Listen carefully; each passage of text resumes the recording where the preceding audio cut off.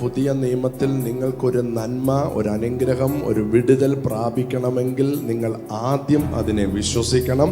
രണ്ട്, വിശ്വസിക്കുന്നതിനെ നിങ്ങൾ പ്രഖ്യാപിക്കണം. If we should receive anything in the New Testament, first we should believe and then we should declare that principle. ദൈവം മനുഷ്യനെ സൃഷ്ടിച്ചപ്പോൾ, when God created man, ഇങ്ങനെ ദൈവം തന്റെ സ്വരൂപത്തിൽ മനുഷ്യനെ സൃഷ്ടിച്ചു. God created man in his own likeness. ദൈവത്തിന്റെ സ്വരൂപത്തിൽ അവനെ സൃഷ്ടിച്ചു. And God created him in his image. ആണും പെണ്ണുമായി അവരെ സൃഷ്ടിച്ചു. And God created him as man and woman. സൃഷ്ടിച്ച ദൈവം ആദ്യം ചെയ്തത്, the first thing that he did after creating them, ദൈവം അവരെ അനുഗ്രഹിച്ചു.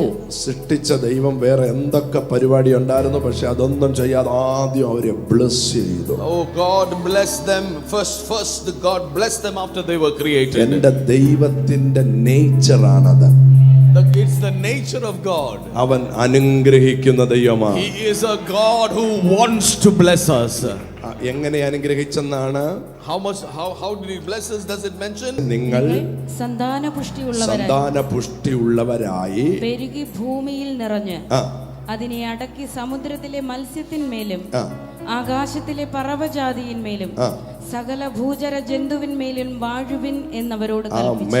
Be fruitful and increase in number, fill the earth and subdue it, rule over the fish in the sea and the birds in the sky, over every living creature that moves on the ground. അപ്പോൾ ദൈവം മനുഷ്യനെ സൃഷ്ടിച്ചപ്പോൾ തന്നെ ദൈവത്തിന്റെ plan ഇവര് എങ്ങനെങ്കിലുമൊക്കെ ജീവിക്കട്ടെന്നല്ല, ഇവർ ജീവിക്കുവാണെങ്കിൽ വാണ് തന്നെ ജീവിക്കാം. When God created man, he didn't intend that we live a mediocre life, but he lived that we be blessed and we reign in life. Hallelujah. ആ വാക്യത്തിനകത്ത് 5 വിധ ബ്ലെസ്സിംഗ് ഉണ്ട്. There are 5 different blessings in this verse. ഒന്ന്, നിങ്ങൾ സന്താനപുഷ്ടിയുള്ളവരാകുക. Number 1, be fruitful. 2, പെരുകുക. And be increase in number. 3, നിറയുക. And fill the earth. 4, അടക്കുക. 4th, and subdue it. 5, വാഴുക. And 5th, rule over it. ഈ ഒരു പ്ലാനോടാ ദൈവം മനുഷ്യനെ സൃഷ്ടിച്ചു. This is the plan of God for each of us.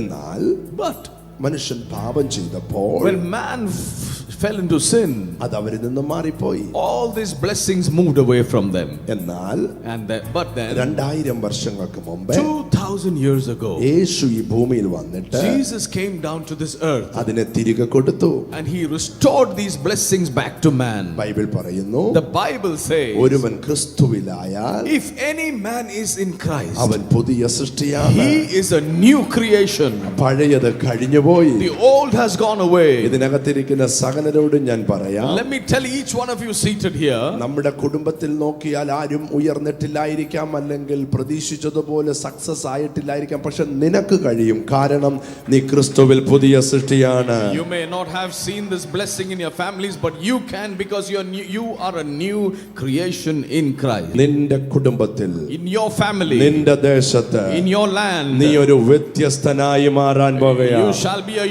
unique person in that place. അതിന് കഴിയും.